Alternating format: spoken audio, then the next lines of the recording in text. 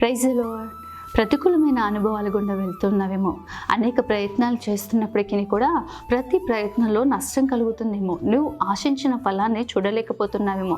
ఆ పరిస్థితిని బట్టి ఏంటి ఇలా జరుగుతుంది నా జీవితంలో, నేను యథార్థంగా ఉన్నాను, నమ్మకంగా ఉన్నాను, అయినా నా జీవితంలో నష్టం కలుగుతుంది అని చెప్పి కృంగిపోతున్నావు ప్రియ దేవుని బిడ్డ.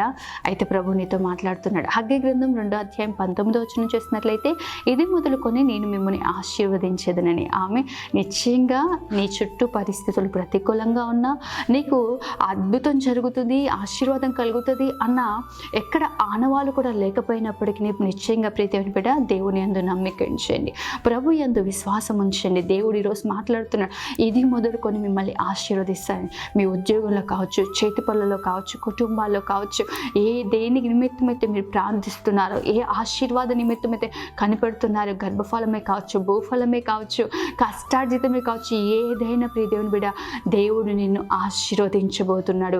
యెహోవా నిన్ను ఆశీర్వదించినలా అది ఎన్నటికి ఆశీర్వాదకరంగానే ఉంటుంది. కాబట్టి ధైర్యం కలిగి ఉండు.